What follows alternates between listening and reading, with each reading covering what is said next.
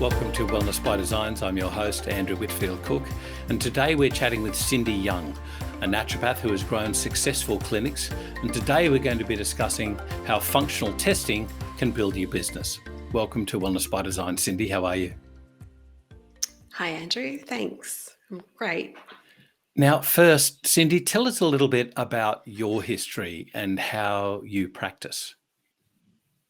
So I graduated in 2001 and was really fortunate to land in my first clinic where I was mentored and taught about the importance of testing in my clinic. I resisted at first, but then I got my head around it all postgraduate, and I've got 2 clinics on the Gold Coast and in northern New South Wales, and I use and incorporate a lot of testing in both of those clinics. Are these metro or urban situated clinics, or are there any suburban clinics that you have? One of them, so the one in northern New South Wales is regional. So it's in a regional town, regional centre. Yep. And then on the Gold Coast, it's, I guess, more urban. So in a suburb on the Gold Coast. Yeah. Okay, so I guess where I was leading there was socioeconomics. Some people will say, I can't afford testing, it's expensive and it detracts from what I want to therapeutically use. You've got a different way of looking at that though, right?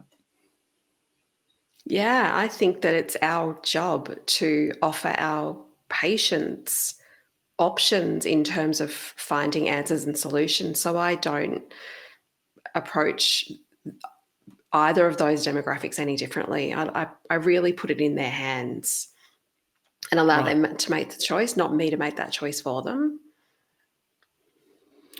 And so the actual use or implementation of functional therapeutics, functional testing, forgive me, how do you approach that? How do you broach that with your patients? Do you say, listen, we need to find out what the landscape is first, or do you weave it in another way? So based on assessment with the patient, if it's a long-standing, say, gut issue as an example, and they've been to 10 different practitioners and they've done all the medical testing, and I absolutely put it on the table that I suggest that we need to look at some functional gut testing so that we can actually know what we're dealing with. And to take the guesswork out of it, I think that a lot of people become frustrated and disgruntled with the process because they're not getting any answers, they're not getting any solutions. So I really put it to them that the testing is going to give us the clearest roadmap of what we need to do to help them. So it gives them real confidence in, I think, me as a practitioner, but also in the process that there is actually a test that we can do that will do that. And so let's go into the testing that you incorporate. What tests do you tend to use most commonly, and which ones have the greatest bang for buck? So I do quite a bit of in-house testing. So I've got a few different testing tools that I use in the clinic: bioimpedance, blood screening. I utilize pathology testing as well from, medical model. But I guess functional testing, the areas that I dip into are the gut tests. So I'll use one of the GI tests, and also hormone and adrenal profiling as well. And they're the ones that I tend to get the most interest in, I think, because I'm so confident in incorporating them into my practice, that they're the ones I tend to use. But I really do the test, like I might do an oat test, or I might do a different type of test if it's needed. But I tend to go for more the gut hormone testing, which is, I guess, the areas that I specialize in. Yeah.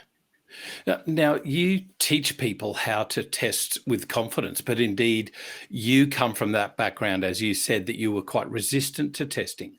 Tell us about, if we go back in time, take us back to your mindset back then, and what was it that changed?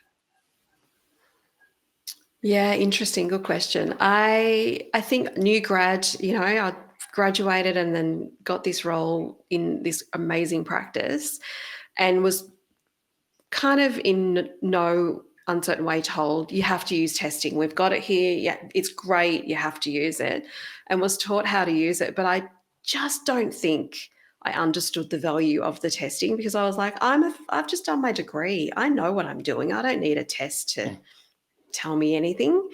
And I also felt like there was a block with charging more for a test that I was offering. So I think that was one of the biggest blocks as a new grad. I think new grads have just come from paying for everything for the years of their study. So it took me a long time to get that confidence with what I was talking about, but also in actually charging for it and being okay to charge for it as well, because it is a skill and it is unique. I think everything that we offer is unique. So yeah. So take us through, let's say, a patient interview. You're talking there, you've discussed the patient history, relevant medical, psychosocial history, and now you want to broach the issue of testing. Do you have any tricks, hints, and tips that you can give us in how to actually broach that with your patients to get over that fear for other practitioners? Yeah, and I think it's really about listening to what they're saying and listening to their story, and and tuning into that. And I think in some ways you need to put your sales hat on, which I know a lot of practitioners feel really resistant to, but put your hat on of, I've got this great service that is part of what I do, and I think we need to explore this with you. So if you've got the confidence in what you're talking about, I know when I'm talking to someone, an expert in their field, and they start talking about this great thing, I want to do it. I want to have a part of it as well. So I talk about the benefits, the features of the test, and then the benefits to them of that test, so that they've got a really great um, understanding about what is in it for them. What are they going to get out of this $400 or $500 test, or whichever test it is. So yeah. It's not just Yeah. about me, the Look, practitioner, it's about them. yeah. It's so well said, but I totally take your point that if you know more than just what the test is and what it can do for patients, you have a far greater confidence in recommending that from the heart, knowing what it will show the patient, knowing what it will reveal. I guess the issue arises with any testing, I guess with any therapy indeed, is will the pathology merely agree with what your suspicions are? Does it help the patient in any way? Or is it just an extra cost? Or does it change therapy indeed? Oh my goodness. I think it absolutely changes the treatment, because sometimes I might be suspecting something, but then many times I'm completely blown away by the test result and go, wow, okay, I didn't realize, if we're talking leaky gut or dysbiosis, I didn't realize it was going to be to this degree. And I didn't realize that there was so much inflammation. And I, didn't know the state of your microbiome. I had a good assessment, but I didn't realize it was completely wiped out. So I think it absolutely directs the ability of me as a clinician to give them something that's going to work, and so many times from test results, I can create the perfect treatment and tell them what to expect over the next 2 to 3 months. And that gives them the confidence. But then they, when they come back and say, this is the first time I've ever been on a gut treatment that's actually done anything. So I think it's all of us. It's all of us combined that get the benefit, mutual benefit out Hmm. of it, Um, I'm thinking about this lady the other week, and we could have done a gut test. We could have done a functional liver detox test.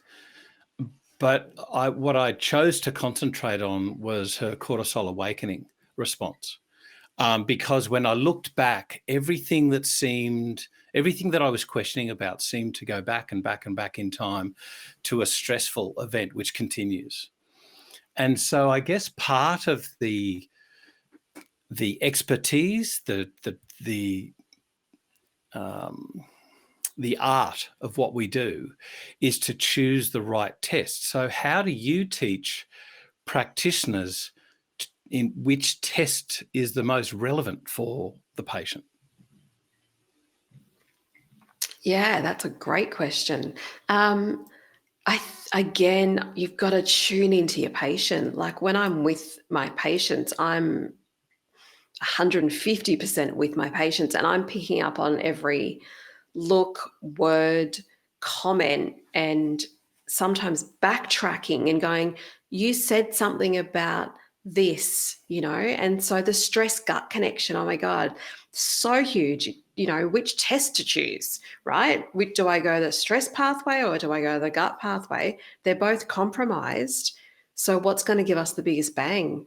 It's just listening to what they're saying. And if there's a huge stress history, or, like I've had people throw in PTSD and anxiety and insomnia, and I'm like, well, I can't fix your gut if your nervous system is fried. So yeah, it's really tapping in and also explaining to the patient the connections. A lot of the times they've never made these connections. They've never had anyone sit and listen for long enough to really make those connections for them to understand what's going on. And often they'll have those aha moments where they go, actually, my gut issues started when I got divorced, or when that thing happened, that major event, floods, fires, take your pick. And that it will be when you're talking to them that they actually make those connections, and then they get the reason why you're talking about doing some further testing. So it's just, listening and connecting the dots. Yeah. Here. Indeed, that was this lady's response. She was blown away when we went right back, and there was all of this treatments, these points of interceding along the way. But when we went right back, it was, oh my goodness. So you teach practitioners. Actually, no, before I do that, I want to just investigate. You're talking about the regional area versus the urban areas that you have clinics in. Do you find any difference? And this is me just going off on my own little tangent, but do you find any difference in the types of tests that they benefit from, that patients benefit from? Here's my thought process. We always think that the country's more pure than an urban environment because the urban environment's congested and traffic and things like that. But oftentimes I've seen rural, particularly farmers, can be extremely toxic in their overload. Do you find that links up? That these supposedly clean regional areas just aren't that clean? Gosh, such a good, interesting question. There's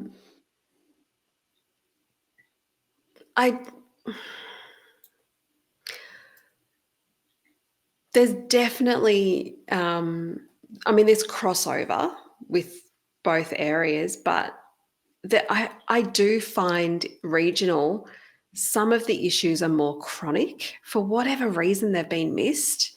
And I don't know I haven't quite figured it out. And a lot of them are farmers with, I've got a lady who's 78. She's just beautiful. And her husband comes to the appointments, and they're old school beef farmers.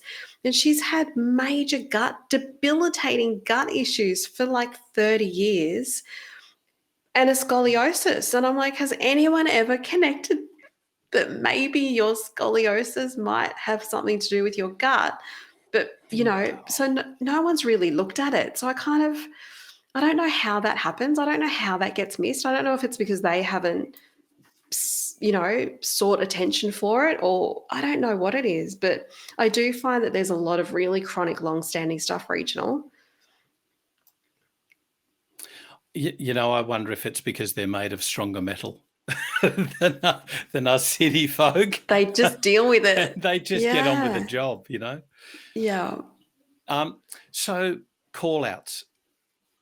What's your call out to practitioners who, and I'm going to say like yourself, who might have come from college, they're really unsure about that cost benefit ratio with regards to testing. And then also there's that huge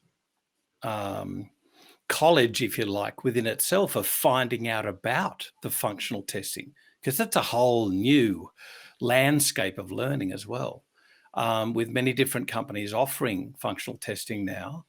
And there's so many to avail yourself to. So what's your call out to practitioners in what to do now that they're graduated and where to search for? My biggest call out is to not be afraid to do testing. I think that, and you've got to do the groundwork. It's almost like getting a whole other degree, learning how to interpret some of these tests. I've got a folder on my desk at all times full of pathology to go through with patients. And so, but I've invested hours and hours and hours into my learning and understanding in that interpretation. And if I don't know the answer, I find out before I'm sitting in front of that patient. So I am able to be the expert.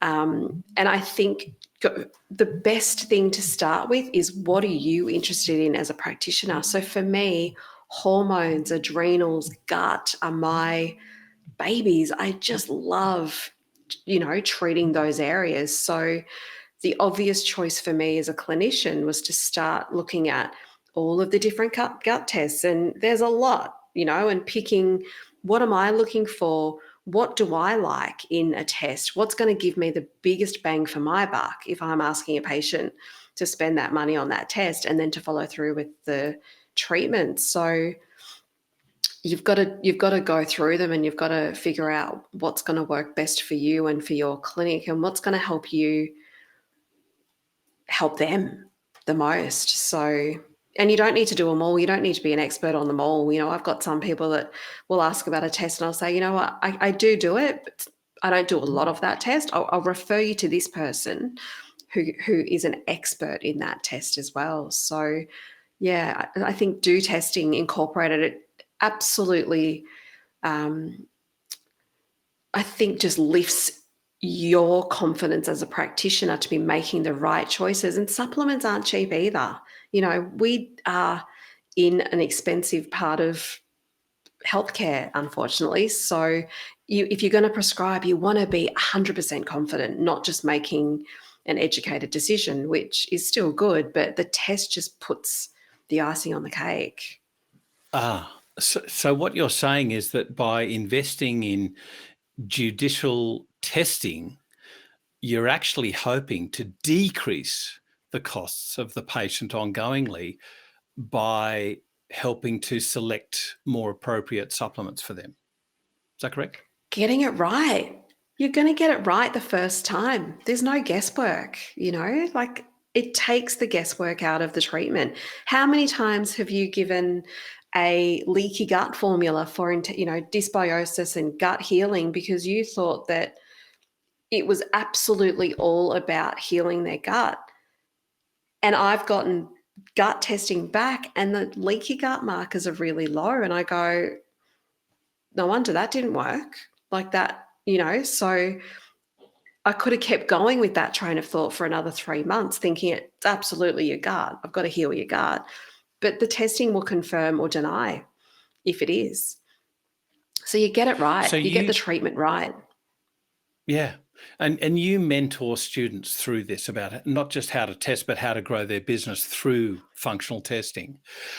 So with regards to taking somebody through the actual process, here's your pen, here's the paper, write a request, getting the patient to complete that test.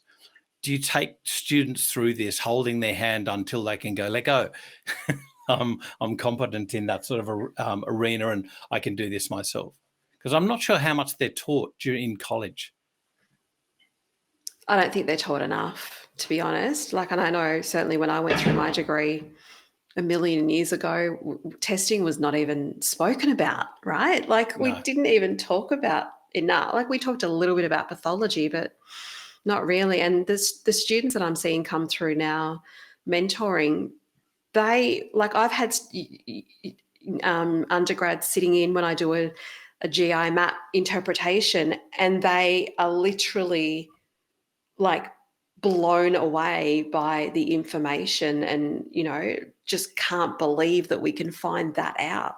So so I love mentoring students to get the confidence in applying it and using it and not being scared. It's all fear. Half the reason why people aren't doing it is because they're scared. And what if I make this patient spend $500 on this test and I got it wrong? So then we don't do it. So then we're, frozen by not doing.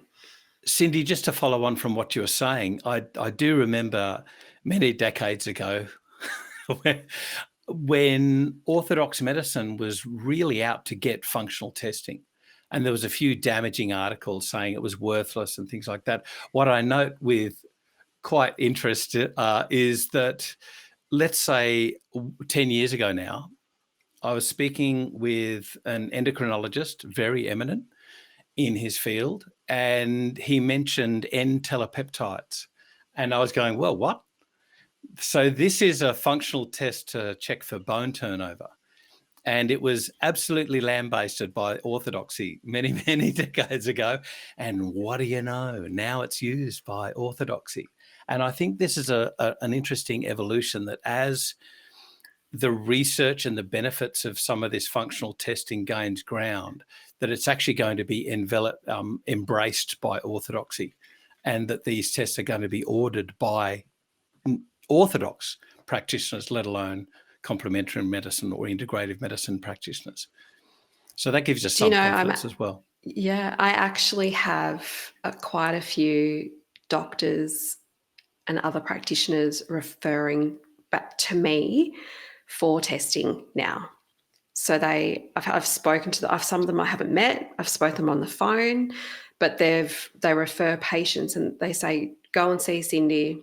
She'll do some testing. She'll figure out what food you need to eat. She'll figure it out. She'll figure out what's going on. Whatever she says, just do it. So that It's already happening now, which is great, right? So it's amazing. If there's one call out to get into functional testing, but I think that comes from your confidence as well in, as you say, you're being 150% present for that patient. And I think that is key. That is key to your presence as a practitioner as well. It definitely helps. People want to be heard and felt cared for. Cindi, thank you so much for taking us through this. It's a very important topic. Obviously, there's so much more to know you've got to delve into it. And as you say, hours and hours, days and nights to really understand the functional testing, different companies that are offering it, where they differentiate, and how it can benefit you and your practice and your patient in finding the answer for them. So thank you so much for taking us through functional testing today on Wellness by Designs. Thanks for having me. And thank you, everyone, for joining us. Remember, you can find all the show notes, and we might put up a few tidbits, a few of the interesting tests that are out there, so that you can gain some more information, but you'll find them in the show notes. You can find all the other podcasts on the Designs for Health website. I'm Andrew Whitfield Cook. This is Wellness by Designs.